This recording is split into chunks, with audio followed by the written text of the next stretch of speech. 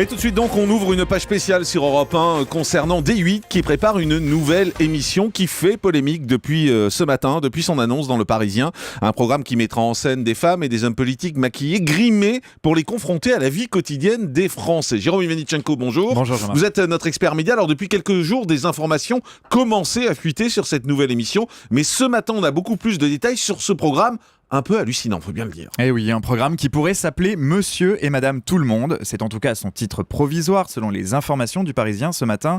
Cette nouvelle émission devrait arriver sur nos écrans début 2015 et son concept est aussi simple que surprenant. Écoutez plutôt. Vous prenez 8 personnalités politiques, vous les maquillez et vous les déguisez, vous les rendez absolument méconnaissables, puis vous leur donnez une nouvelle identité le temps d'un tournage.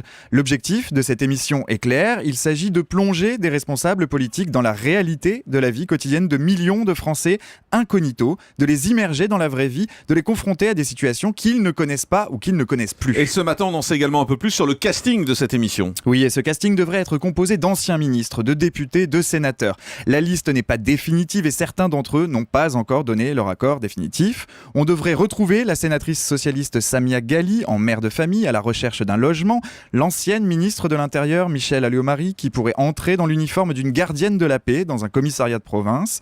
2 anciens ministres des Transports, Dominique Bussereau, qui passera un stage de récupération de points de permis de conduire, et Thierry Mariani, qui se glissera dans un fauteuil roulant pour se confronter aux difficultés des personnes en situation de handicap. Bernard Accoyer, quant à lui, ancien président de l'Assemblée nationale, sera brancardier dans un service des urgences.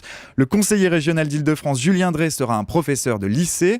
Jean-Luc Romero, le maire adjoint du 12e arrondissement de Paris, sera dans la peau d'un militant associatif. Et Geoffroy Didier, secrétaire général adjoint de l'UMP, deviendra chauffeur de taxi. Alors la question qu'on peut se poser ce matin, c'est d'une part, est-ce que les politiques ont raison ou pas de faire ce type d'émission ? On en parlera avec Alexandre Carra, chef du service politique d'Europe 1 dans un instant. Mais est-ce que c'est une émission de télé-réalité ? Eh bien c'est tout le débat ce matin. Dans les colonnes du Parisien, Olivier Allais, le producteur de l'émission, réfute catégoriquement ce terme. Il préfère parler de son programme comme d'une mise en situation de nos responsables politiques, utile pour leur faire prendre conscience des difficultés de leurs administrés.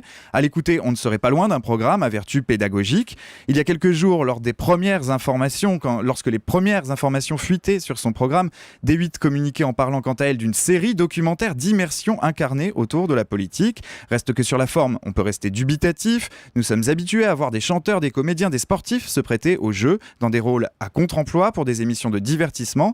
Voir des personnalités politiques se plier à ce genre d'exercice peut surprendre. À une époque où l'on dénonce de plus en plus fréquemment la pipolisation de la vie politique, pas sûr que ce genre de programme vienne calmer le jeu. Merci beaucoup Jérôme Ivanichenko.